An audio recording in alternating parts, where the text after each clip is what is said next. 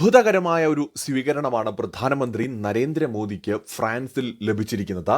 French പ്രധാനമന്ത്രിയായിട്ടുള്ള Elizabeth born വിമാനത്താവളത്തിൽ നേരിട്ടെത്തുകയും ചുവന്ന പരവതാനി വിരിച്ചുകൊണ്ട് പ്രധാനമന്ത്രി നരേന്ദ്രമോദിയെ സ്വീകരിക്കുകയും ചെയ്തു എന്നതൊരു പുതിയ കാഴ്ച തന്നെയായിരുന്നു. ഇന്ത്യ എന്ന് പറയുന്ന സുഹൃത്ത് രാജ്യത്തിന് എത്രത്തോളം പ്രാധാന്യം ഫ്രാൻസ് കൊടുക്കുന്നുണ്ട് എന്നതിന്റെ ഏറ്റവും വലിയൊരു ഉദാഹരണമാണ് പ്രധാനമന്ത്രി നരേന്ദ്രമോദിയെ ഫ്രഞ്ച് പ്രധാനമന്ത്രി തന്നെ നേരിട്ട് സ്വീകരിച്ചതിലൂടെ നമുക്ക് കാണാൻ സാധിക്കുന്നത്. പ്രോട്ടോകോൾ അനുസരിച്ച് ഇന്ത്യൻ പ്രധാനമന്ത്രിക്ക് കിട്ടാവുന്ന ഏറ്റവും വലിയ സ്വീകരണമാണ് ആ ഒരു രാജ്യത്തെ തന്നെ മറ്റൊരു പ്രധാനമന്ത്രി നേരിട്ടെത്തി സ്വീകരിക്കുക എന്ന് പറയുന്നത്. അതിനുശേഷം ഫ്രഞ്ച് പ്രസിഡന്റ് ഇമ്മാനുവൽ മാക്രോണിനെ നരേന്ദ്രമോദി കാണുകയുണ്ടായി. വളരെ അടുത്ത സുഹൃത്തുക്കളാണ് രണ്ടുപേരും. സോ ഇന്ത്യ ഫ്രാൻസ് ബന്ധത്തിൽ വളരെ നിർണായകമായിട്ടുള്ള ഒരു കൂടിക്കാഴ്ചയാണ് ഇപ്പോഴത്തേതെന്ന് നമുക്ക് പറയേണ്ടി വരും. വളരെ പ്രധാനപ്പെട്ട പല കരാറുകളും ഒപ്പുവെക്കാനുള്ള സാധ്യതകളുണ്ട്. ഗംഭീരമായ ഒരു പ്രസംഗം നരേന്ദ്രമോദി അവിടെ കാഴ്ചവെക്കുകയുണ്ടായി. നമുക്കിനി അതുകൂടി ഒന്ന് കാണാം. इवेंट में प्रधानमंत्री नरेंद्र मोदी इस वक्त पहुंच चुके हैं. पेरिस से ये सीधी तस्वीरें.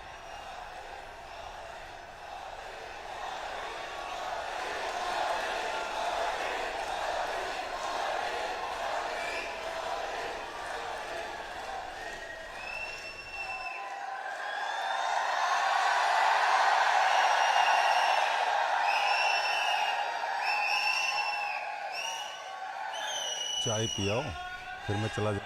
Please stand up for the national anthem of France and the national anthem of India.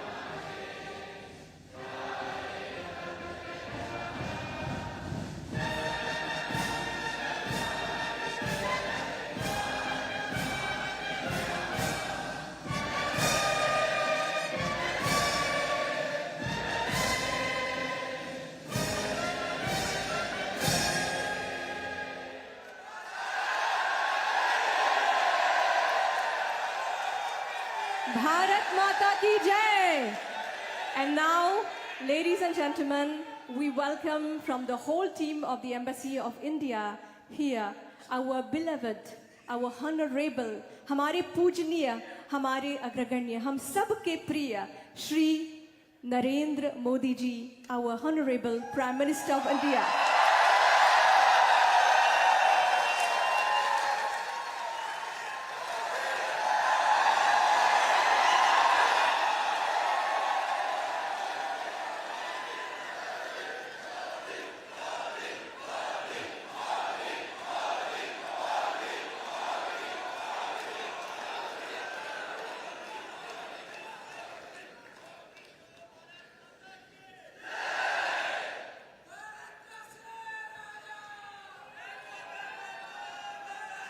Bharat माता की,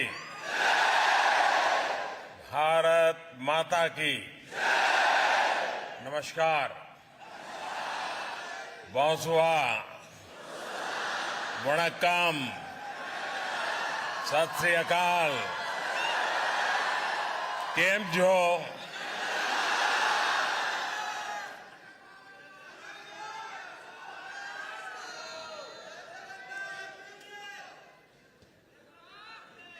आज का ये नजारा, ये दृश्य अपने आप में अद्भुत है।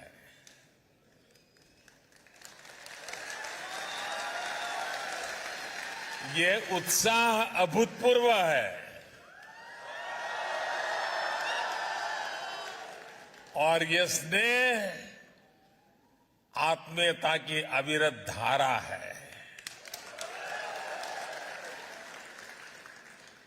ये स्वागत उल्लास से भर देने वाला है। देश से दूर जब मैं भारत माता की जय का आह्वान सुनता हूं, कहीं से आवाज आती है नमस्कार, तो ऐसा लगता है जैसे घर आ गया हूं।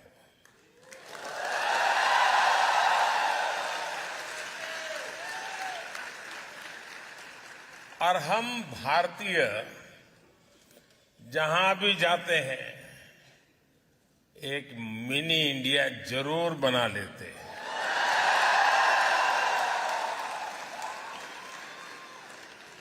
और मुझे आज बताया गया कि आज इस समारोह में बहुत लोग ऐसे हैं जो 11-11, 12-12 घंटे सफर करके यहां पहुंचे हैं।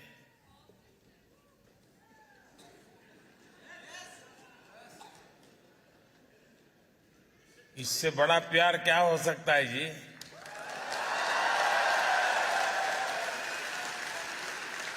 और हम जानते हैं कि टेक्नोलॉजी के जमाने में किसी के लिए भी घर बैठ करके मोबाइल फोन पर लाइव टेलीकास्ट सुनना कोई मुश्किल काम नहीं है। लेकिन उसके बावजूद भी इतनी बड़ी तादाद में इतने दूर से लोगों का आना, समय निकाल करके आना, और मेरे लिए तो ये एक बहुत बड़ा सौभाग्य का अवसर है कि मुझे आप सबके दर्शन करने का अवसर मिला है।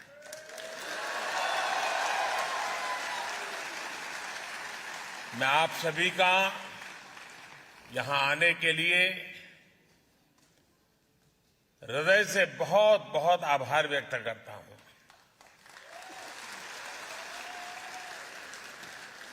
साथियों, मैं इससे पहले भी कई बार फ्रांस आ चुका हूं, लेकिन इस बार मेरा फ्रांस आना और भी विशेष है। कल फ्रांस का नेशनल डे है। मैं फ्रांस की जनता को बहुत बहुत बधाई देता हूं।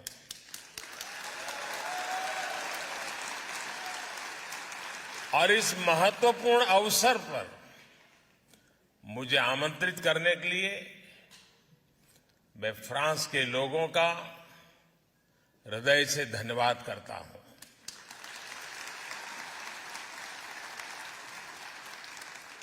आज दिन में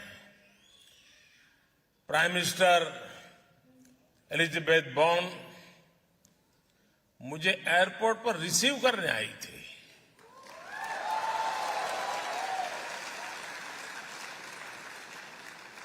और कल मैं अपने मित्र प्रेसिडेंट मैक्रो के साथ नेशनल डे परेड का हिस्सा बनूंगा। ये आत्मीयता सिर्फ दो देशों के नेताओं के बीच नहीं है, बल्कि ये भारत फ्रांस की अटूट दोस्ती का प्रतिबिंब है, रिफ्लेक्शन है।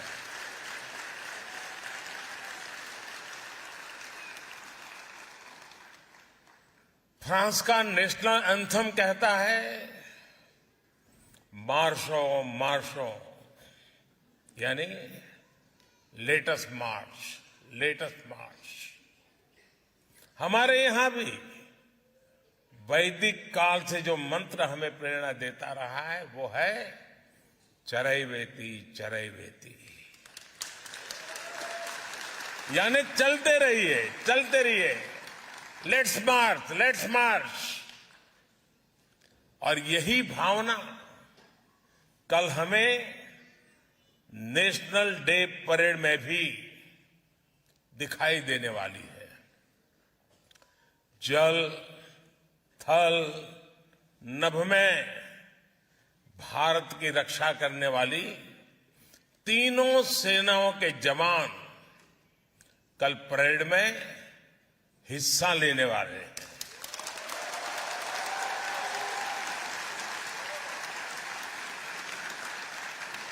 और ये जो संघ है ना,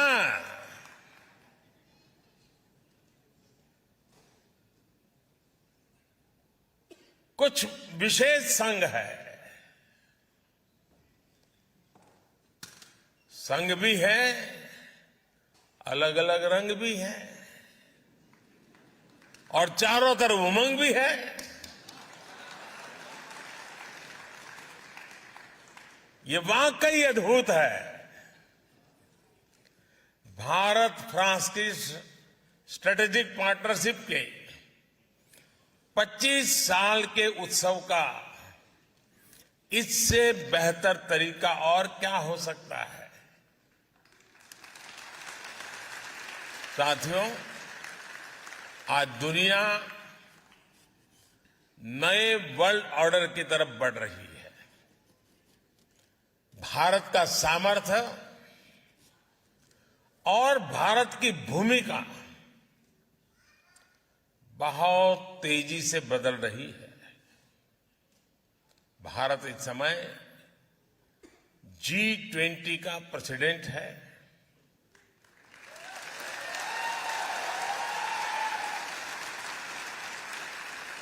पहली बार किसी देश की प्रेसिडेंसी में ऐसा हो रहा है जब उस देश के कोने कोने में 200 से ज्यादा बैठकें हो रही है। पूरा G20 समूह भारत के सामर्थ्य को देख रहा है, उससे मंत्रमुग्ध है। क्लाइमेट चेंज हो, ग्लोबल सप्लाई चेन हो, आतंकवाद हो, कट्टरवाद हो, हर चुनौती से निपटने में भारत का अनुभव, भारत का प्रयास दुनिया के लिए मददगार साबित हो रहा है।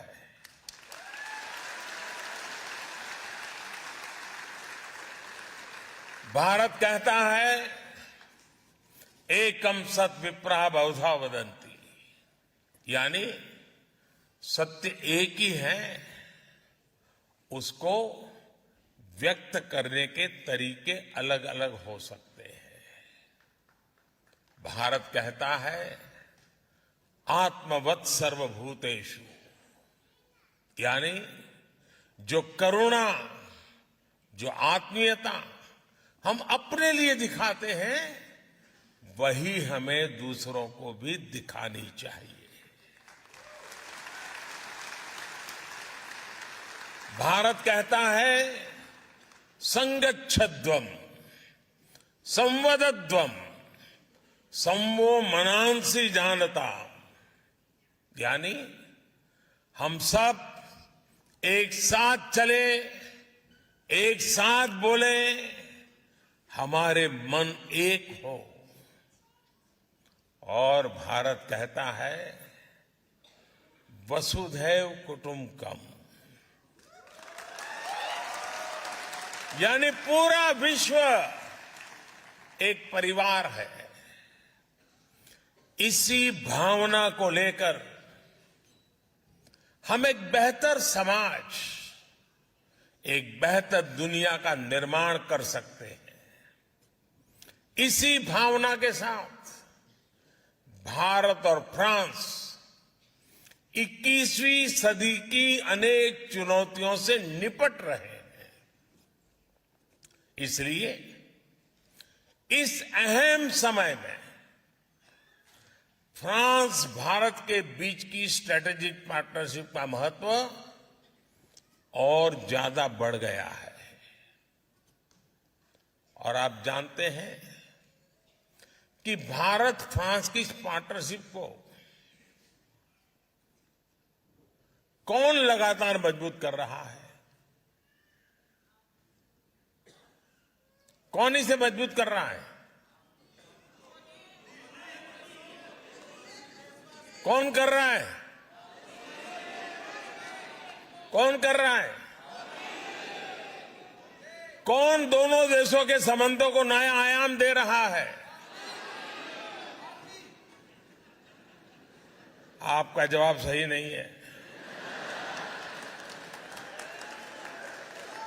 ये मोदी नहीं कर रहा है।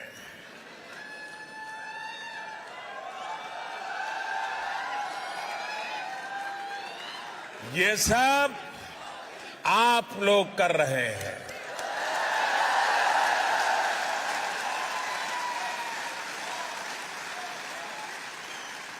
हमारा पीपल टू पीपल कनेक्ट दोनों देशों को लोगों के बीच आपसी विश्वास इस साझेदारी का सबसे मजबूत आधार है। यहां नमस्ते फ्रांस फेस्टिवल होता है तो भारत में लोग बॉन्सो इंडिया का आनंद उठाते हैं।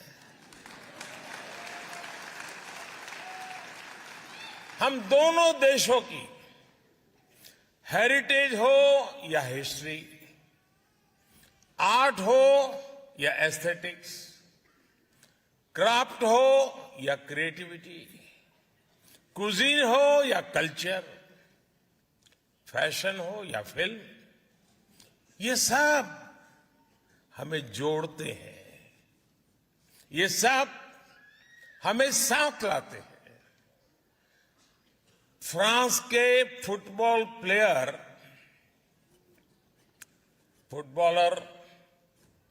उनकी पॉपुलैरिटी तो आप इंडिया आकर के देखिए। किलियन मापे के जितने फ्रेंड्स फ्रांस में नहीं होंगे, उससे ज्यादा वो भारत के युवाओं में सुपरहिट है।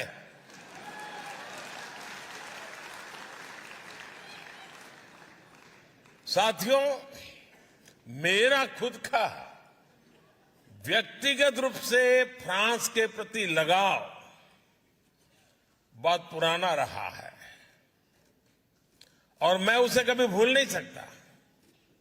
करीब 40 साल पहले गुजरात में, अहमदाबाद में फ्रांस के एक कल्चरल सेंटर अलायंस फ्रांसे की शुरुआत हुई थी और भारत में फ्रांस के उस कल्चरल सेंटर का पहला मेंबर आज आपसे बात कर रहा है।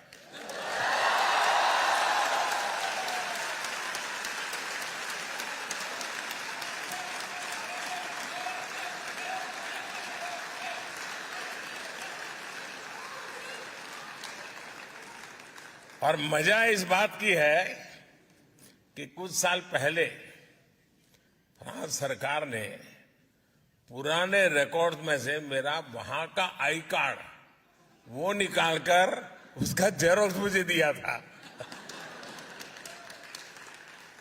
और वो उपहार मेरे लिए आज भी अनमोल है। साथियों, भारत और फ्रांस के ऐतिहासिक रिश्तों पर कहने के लिए मेरे पास इतना कुछ है, बहुत लंबा समय निकल जाएगा। फिर आपका क्या होगा?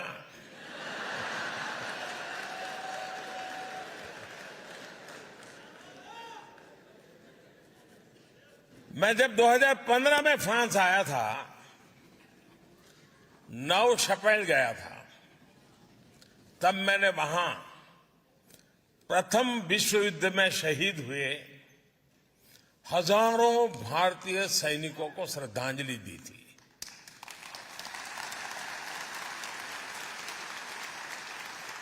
सौ साल पहले ये भारतीय सैनिक फ्रांस के गौरव की रक्षा करते हुए, अपना कर्तव्य निभाते हुए फ्रांस की धरती पर शहीद हुए थे।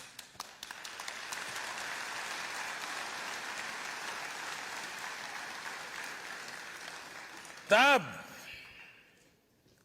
ये बड़ी इमोशनल पल है दोस्तों। तब जिन रेजिमेंट से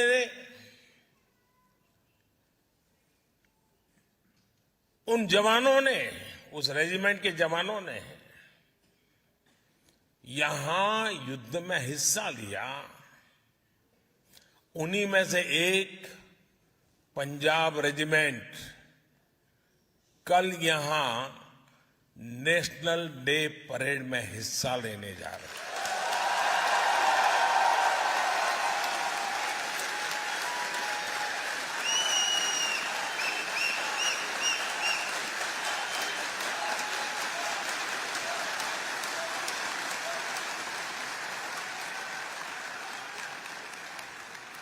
सौ साल का ये इमोशनल कनेक्ट सर्वोच्च बलिदान देने की परंपरा किसी की भलाई के लिए, ये कितनी बड़ी प्रेरणा है दोस्तों। कौन हिंदुस्तानी होगा जिसको इस बात का गर्व न हो।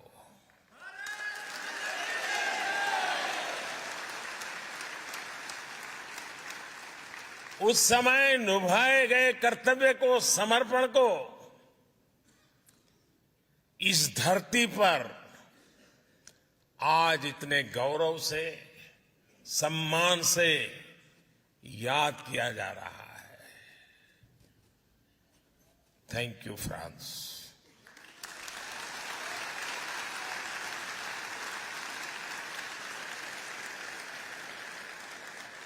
मुझे विश्वास है आज आप भारत फ्रांस के संबंधों को मजबूत बनाने के लिए जो कुछ कर रहे हैं, उस योगदान को मैं आपको बता रहा हूं, आपके लिए कह रहा हूं। आज आप जो कर रहे हैं उस कर्तव्य भाव को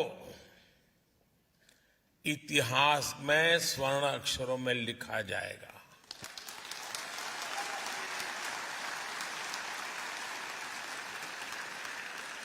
साथियों,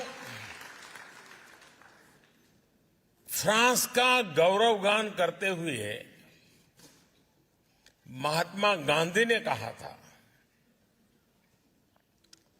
लिबर्टी, इक्वलिटी एंड फ्रेटर्निटी। दुनिया को इन तीन शब्दों की शक्ति समझाने वाला देश फ्रांस है। यह महात्मा गांधी ने कहा था। जिस समय विश्व के अधिकांश देश भारत को सिर्फ आधिपत्य जमाने की दृष्टि से देखते थे, तब नोबेल पुरस्कार विजेता रोमा रोला ने कहा था, India is the mother of our civilisation.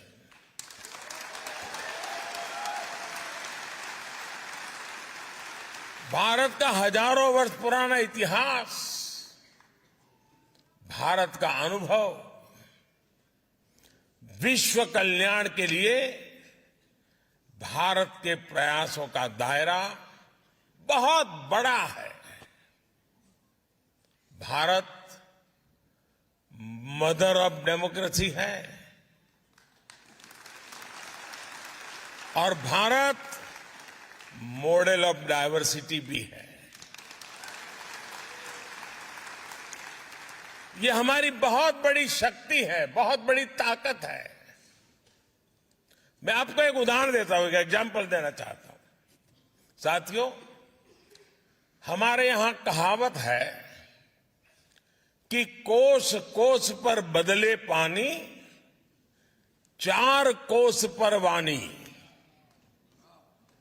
यानी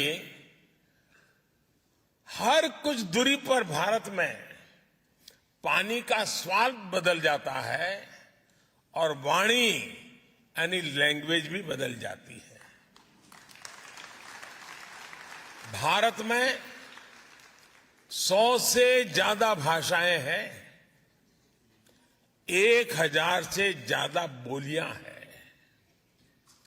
इन 100 से ज्यादा भाषाओं में हर रोज 32,000 अलग अलग न्यूज़पेपर छपा करते हैं।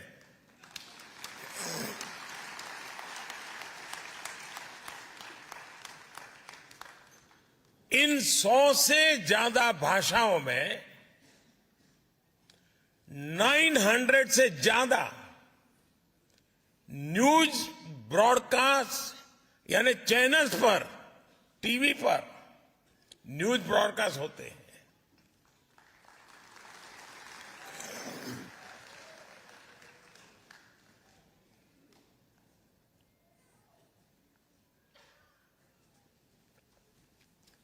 इन 100 से ज्यादा भाषाओं में करीब करीब 400 रेडियो चैनल्स ब्रॉडकास्ट होते हैं।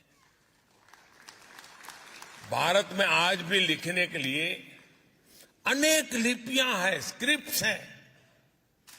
हमारे लिए ये गर्व की बात है कि भारत अपनी इस महान परंपरा को आज भी जीवंत बनाए हुए है। भारत के स्कूलों में, भारत के अलग अलग कोनों में करीब करीब 100 भाषाएं पढ़ाई जाती हैं और बहुत से लोगों को ये पता नहीं होता कि दुनिया की सबसे पुरानी भाषा तमिल भाषा है।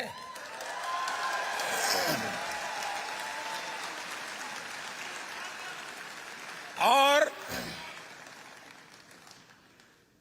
इससे बड़ा गर्व क्या हो सकता है कि दुनिया की सबसे पुरानी तमिल भाषा भारत की भाषा है, हम भारतीयों की भाषा है।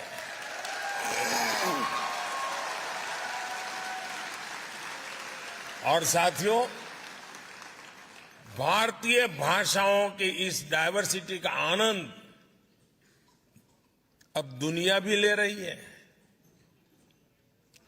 कुछ दिन पहले आपने देखा होगा,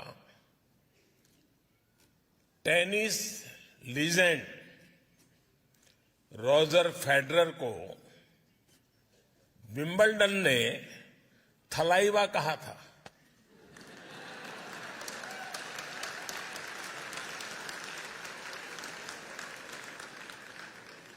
यही डायवर्सिटी हमारे लोकतंत्र की सबसे बड़ी ताकत है। आज इसी ताकत के दम पर हर भारतीय अपने सपने पूरे कर रहा है, देश और दुनिया को आगे बढ़ा रहा है। आज कौन ये सुनकर गर्व से नहीं भर जाएगा कि भारत 10 साल में दुनिया की 10वीं से 5वीं बड़ी इकोनॉमी बन गया।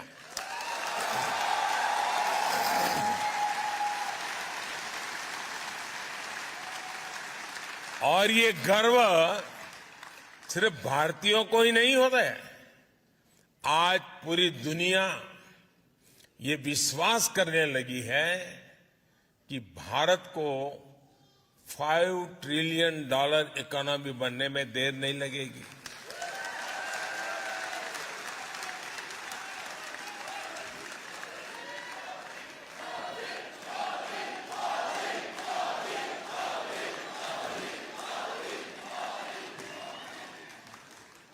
आपने हाल में आई यूएन की एक रिपोर्ट भी जरूर देखी होगी।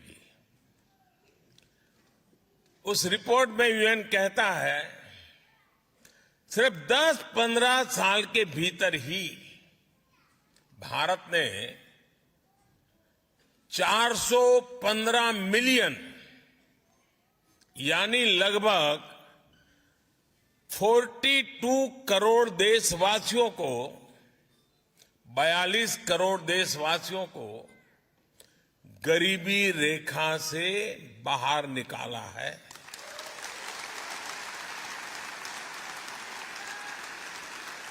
आप कल्पना कर सकते हैं 415 मिलियन 415 मिलियन यानी ये पूरे यूरोप की पॉपुलेशन से भी ज्यादा है।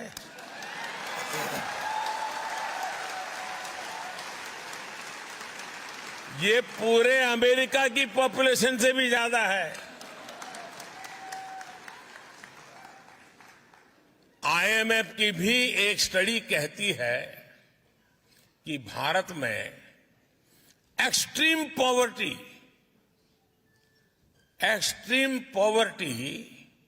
अब खत्म होने के कगार पर है।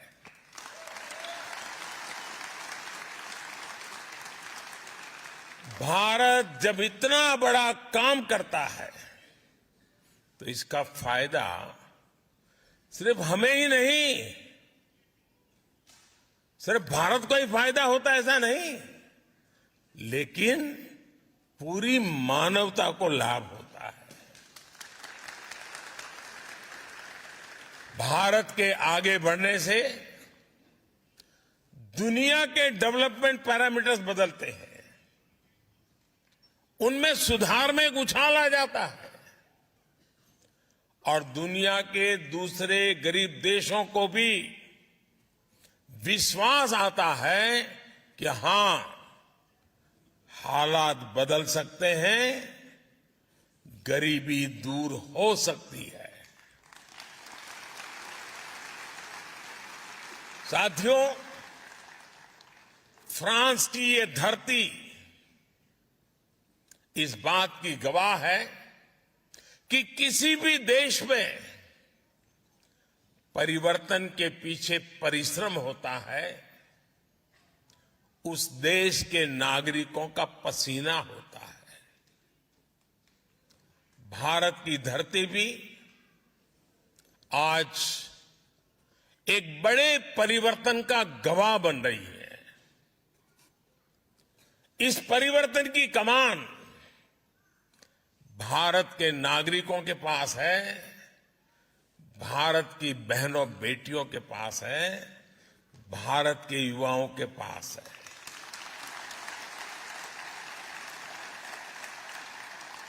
आज पूरा विश्व भारत के प्रति नई उम्मीद, नई आशा से भरा हुआ है। ये आशा, ये उम्मीद ठोस नतीजों में बदल रही है और इसकी एक महत्वपूर्ण ताकत है भारत का ह्यूमन रिसोर्स। ये ह्यूमन रिसोर्स संकल्पों से भरा हुआ है, साहस करने की वृत्ति वाला है।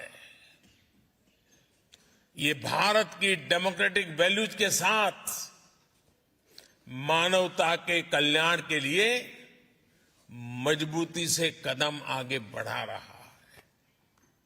साथियों, आज का भारत अपनी वर्तमान चुनौतियों, दशकों से चली आ रही समस्याओं, उनका स्थायी समाधान कर रहा है। भारत ठान के बैठा है कि ना कोई अपॉर्चुनिटी गंवाएंगे और ना ही एक पल का समय गंवाएंगे।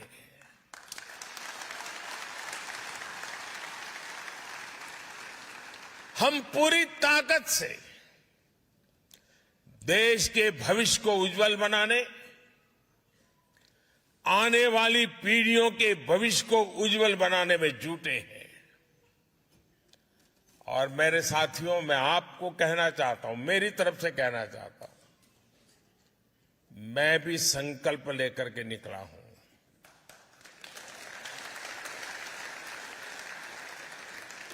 शरीर का कण कण और समय का पल पल सिर्फ और सिर्फ आप लोगों के लिए है, देशवासियों के लिए।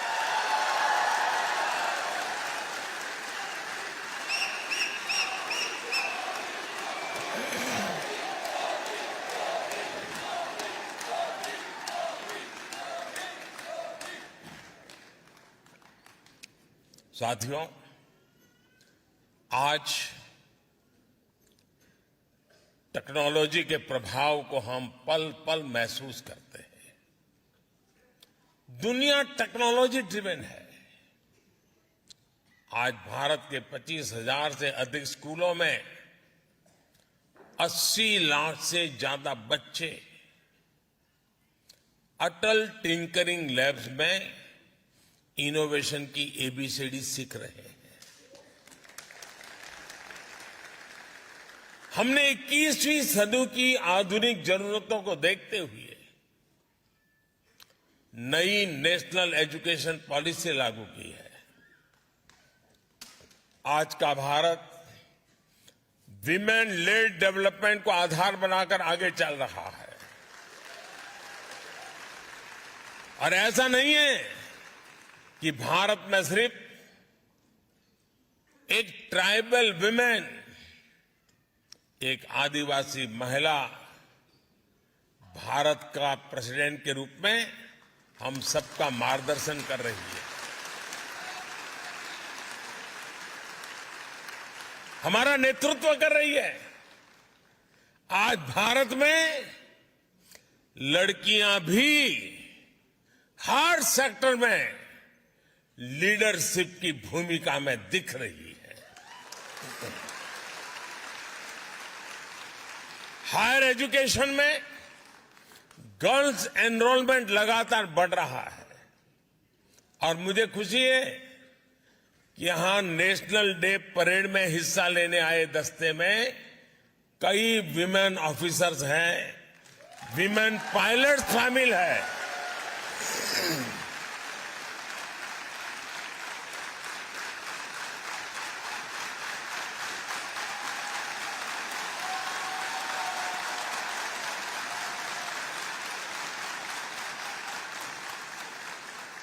साथियों, 21वीं सदी की दुनिया टेक्नोलॉजी और टैलेंट के दम पर ही आगे बढ़ेगी। भारत और फ्रांस के बीच साझेदारी का ये बहुत बड़ा आधार है। हमारा स्पेस प्रोग्राम इसका प्रमाण है। थुम्बा में जब साउडिंग रॉकेट स्टेशन के निर्माण की बात आई तो फ्रांस ही था जो मदद के लिए आगे आया। उसके बाद से हम दोनों देशों ने स्पेस सेक्टर में बहुत लंबा सफर तय किया है। आज हम एक दूसरे के सैटेलाइट्स लॉन्च कर रहे हैं और आपको खुशी होगी, अभी जब मैं आपसे बात कर रहा हूं तो भारत में चंद्रयान 3 की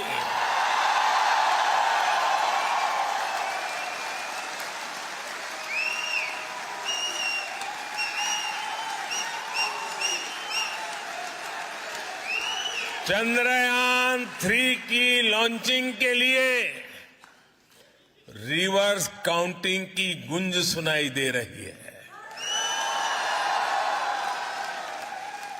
कुछ ही घंटों बाद भारत के श्रीहरिकोटा से ये ऐतिहासिक लॉन्च होने जा रहा है। साथियों, स्पेस की तरह ही ऐसे अनेक सेक्टर्स हैं जिसमें भारत और फ्रांस की पार्टनरशिप दुनिया को नई दिशा देने में मदद कर सकती है। इंटरनेशनल सोलर अलायंस दुनिया को बहुत कुछ देने का सामर्थ्य रखता है। अब ऐसी पार्टनरशिप हम क्लीन एनर्जी,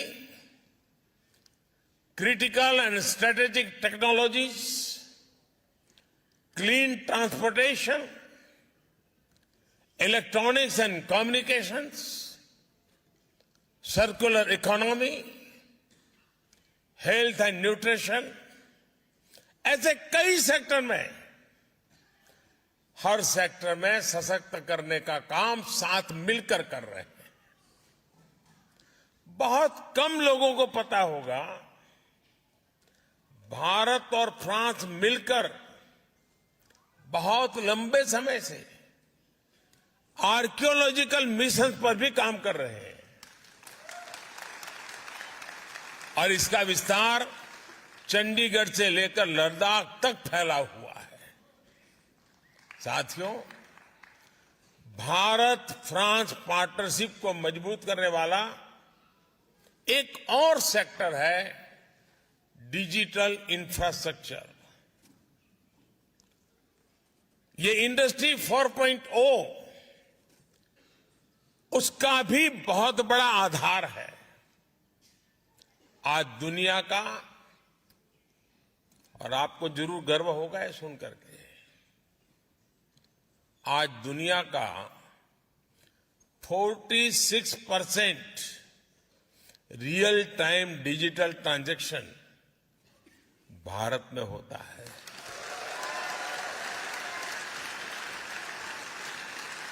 और मैं आपको भी चुनौती देता हूं कि अगली बार आप भारत में आए तो जेब में एक भी पैसा लिए बिना निकलिए घर से। खाली जेब, सिर्फ मोबाइल फोन पर यूपीआई ऐप को डाउनलोड करके रख लीजिए। आप पूरा हिंदुस्तान घूम करके आएंगे, एक नए पैसे कैश की जरूरत के बिना आप अपना गुजारा कर सकते हैं।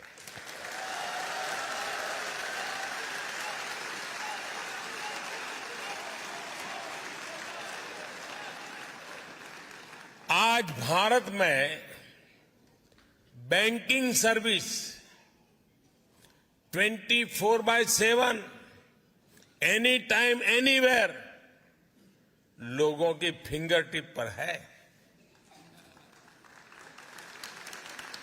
डायरेक्ट बेनिफिट ट्रांसफर गवर्नेंस का हिस्सा बन चुका है। भारत का यूपीआई हो या फिर दूसरे डिजिटल प्लेटफॉर्म्स, ये देश में बहुत बड़ा सोशल ट्रांसफॉर्मेशन लाए हैं। और मुझे खुशी है कि भारत फ्रांस इस दिशा में भी मिलकर काम कर रहे थे। फ्रांस में भारत के यूपीआई के उपयोग को लेकर भी समझौता हो गया है।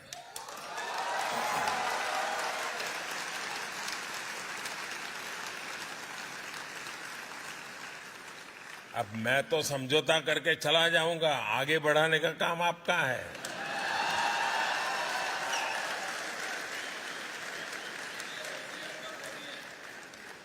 साथियों, आने वाले दिनों में इसकी शुरुआत आईफेल टावर से की जाएगी।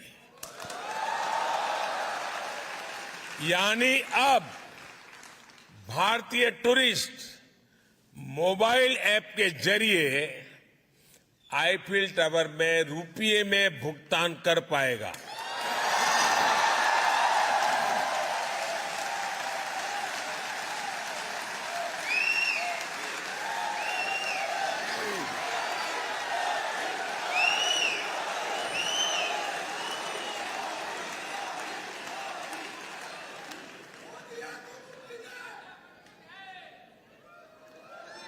हाँ, मोदी है तो मुमकिन है, लेकिन आपकी आवाज ठीक नहीं कर सकता है।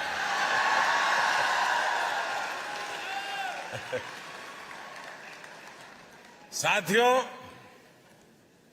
अब से कुछ देर बाद यहां, यानी कुछ हफ्ते महीने लग सकते हैं, यहां सरजी प्रीफेक्चर में भारत के महान संत तिरुवल्लुवर जी की प्रतिमा स्थापित की जा रही है।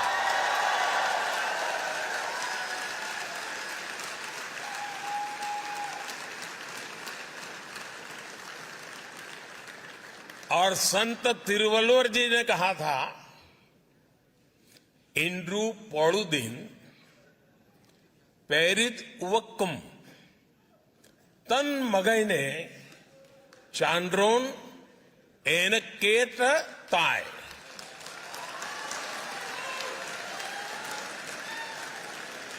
तमिल भाषी वाले मित्र तो समझ गए, लेकिन औरों को बताता हूं। इसका अर्थ बहुत ही मार्मिक है और तिरुवल्लुवर जी ने सदियों पहले ये ज्ञान हमें दिया है। इसका मतलब है, जब एक मां अपनी संतान की प्रशंसा एक विद्वान के रूप में सुनती है, तो मां को इतना आनंद होता है, मां इतनी खुश होती है, जितना उसके जन्म के समय भी नहीं हुई थी। यानी संतान के जन्म पर जितनी खुशी हुई, उससे ज्यादा खुशी जनता की अपने संतान की सफलता पर होती है। मां के लिए कहा है। और इसलिए जब आप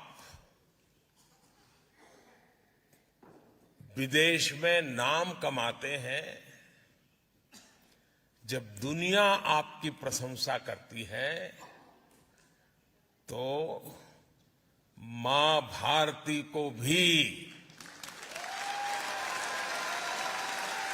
वैसी ही खुशी होती है।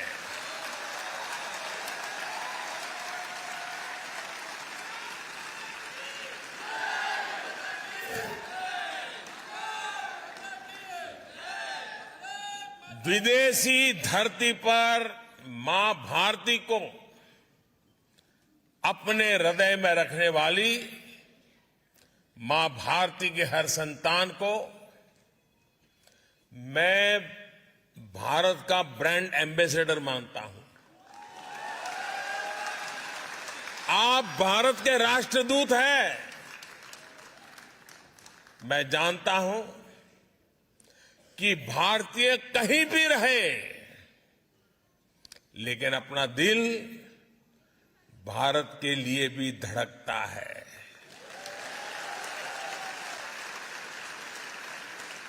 मैं अभी स्पेस की चर्चा कर रहा था और चिल्ला रहे थे आप लोग, चंद्रयान चंद्रयान चंद्रयान। मतलब आप है यहां, लेकिन दिल आपका चंद्रयान में लगा हुआ है।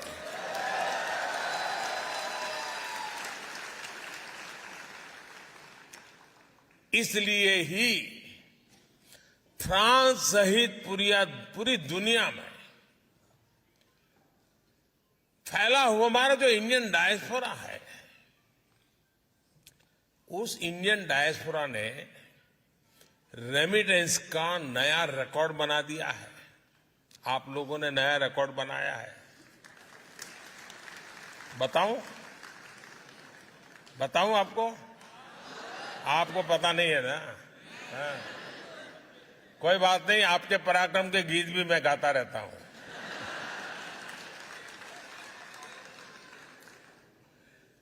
भारत दुनिया का पहला देश है जहां विदेश में रहने वाले भारतीय डायस्पोरा के माध्यम से एनुअल रेमिटेंस $100 बिलियन को पार कर चुकी है।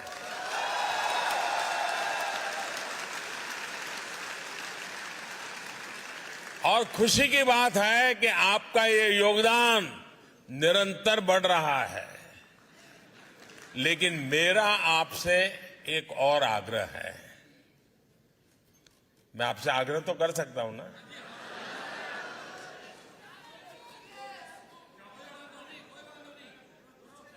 यार, कहने में क्या जाता है? मोदी थोड़ा पूछने के लिए आने वाला है। मेरा आपसे आग्रह है, आपको अब भारत में निवेश के लिए भी पूरे उत्साह से आगे आना होगा।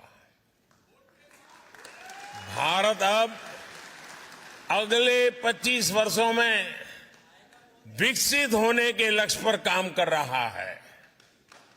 इसमें आपकी भूमिका भी बड़ी है। आप जिस भी सेक्टर में काम कर रहे हैं, उससे जुड़ी संभावनाओं को जरूर भारत में एक्सप्लोर करें।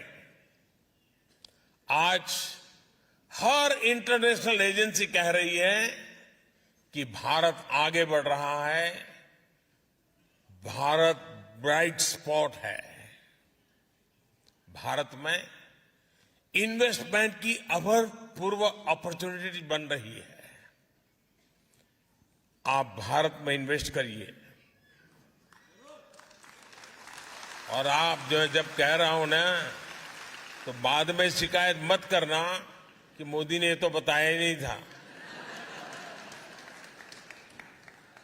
अभी अवसर है, और मैंने तो लाल किले से कहा था, यही समय है, सही समय है।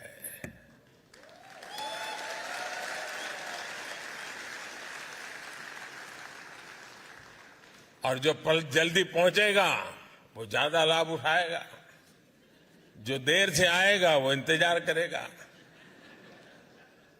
अब मौका लेना, कितना जल्दी लेना है, आप पर मैं छोड़ देता हूं। साथियों, इसलिए आइए और भारत में निवेश करिए।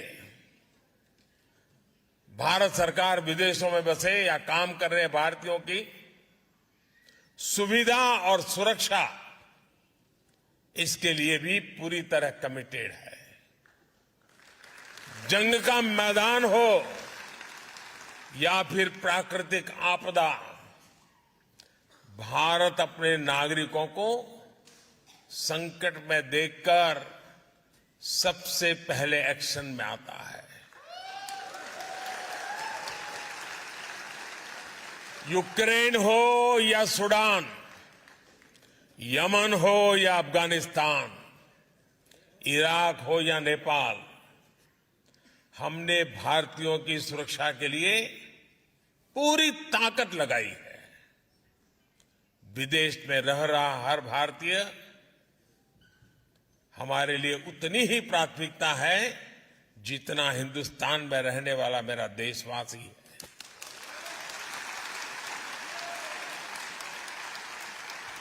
कुछ वर्ष पहले जब नीति आयोग बना,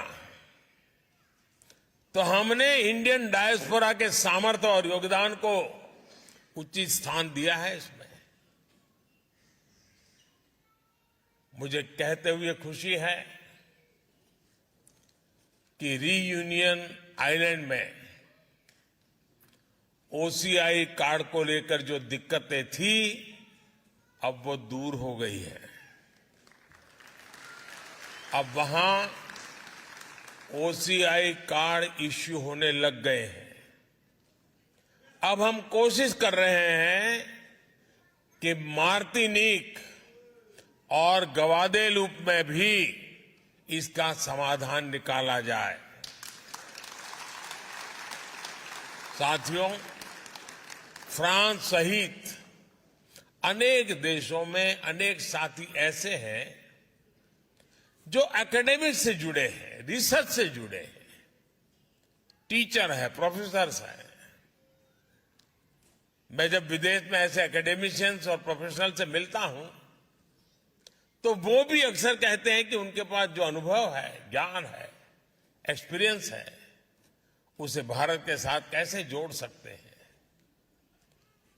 और मैं आपको एक खुशखबरी देता हूं, इनकी इस इच्छा को भी हमने मान रखा है। ऐसे साथियों के लिए भारत के इंस्टीट्यूशंस में पढ़ाना अब आसान किया गया है। पिछली बार जब मैं फ्रांस आया था तब तय हुआ था कि फ्रांस में पढ़ने वाले भारतीय स्टूडेंट्स को 2 साल का पोस्ट स्टडी वर्क वीजा दिया जाएगा।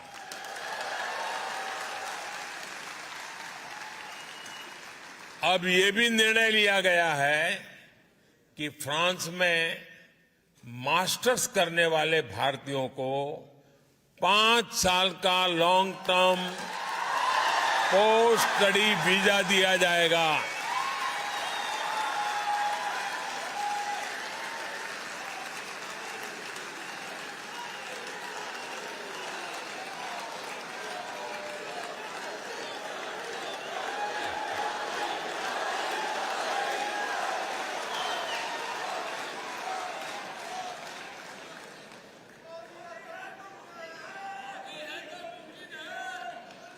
भारत सरकार ने फ्रांस सरकार की मदद से मार्से में नया कॉन्सुलेट खोलने का भी फैसला किया है।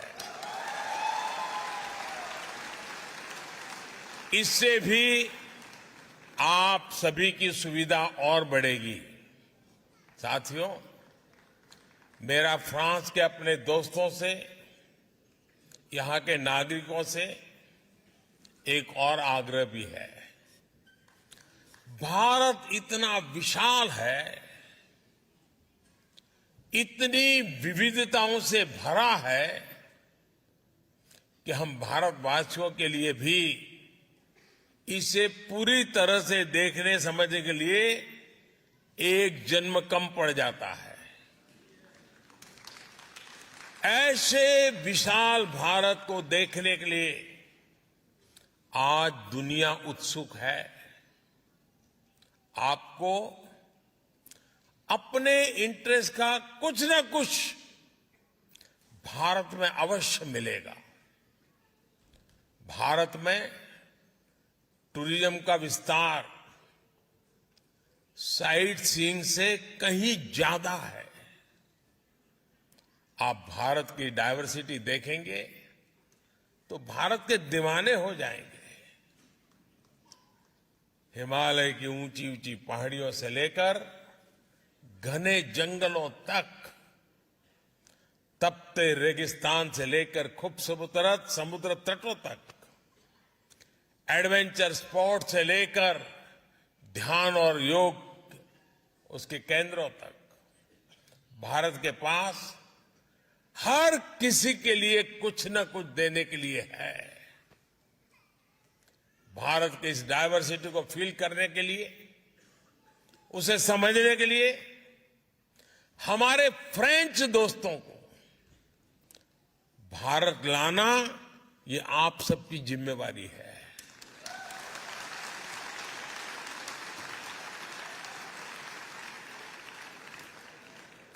आप जितनी ज्यादा मदद उनकी करोगे वो ज्यादा आएंगे।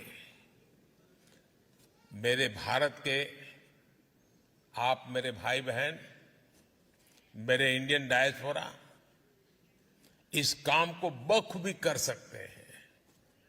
जिस तरह मोबाइल में या कंप्यूटर में एक्सेस कोड या पासवर्ड डालने के बाद एक नई दुनिया खुल जाती है, वैसे ही इंडियन डायस्पोरा भारत का एक्सेस कोड है, पासवर्ड है।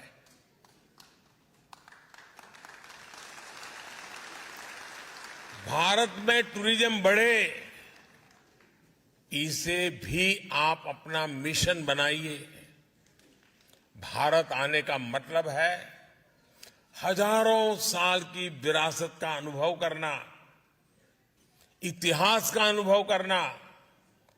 आप भारत आएंगे तो भारत की विरासत के साथ साथ ही विकास की भी गति देखेंगे। साथियों, हम संकल्प करें, हमारी पूरी क्षमता से, हमारे अनुभव से, हमारे संपर्कों से, संबंधों से फ्रांस के नागरिकों को बहुत बड़ी मात्रा में भारत के साथ जोड़े। आप जब आए तो उनको भारत लेके आए, आप उनको भारत जाने के लिए प्रेरित करें। हमारा पीपल टू पीपल कांटेक्ट बढ़ेगा तब सिर्फ टूरिज्म नहीं बनता है, वो तो होता ही जाता है, लेकिन उससे जो अपनेपन का सामर्थ्य पैदा होता है ना, वो पीढ़ी दर पीढ़ी की एक अनमोल विरासत बन जाती है। और मुझे विश्वास है दोस्तों कि आप कभी इसमें पीछे नहीं रहेंगे।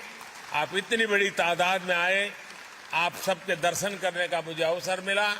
मैं आपका हृदय से बहुत बहुत आभार व्यक्त करता हूं, बहुत बहुत धन्यवाद करता हूं। हमारे साथ बोलिए, भारत माता की, भारत माता की, भारत माता की। धन्यवाद।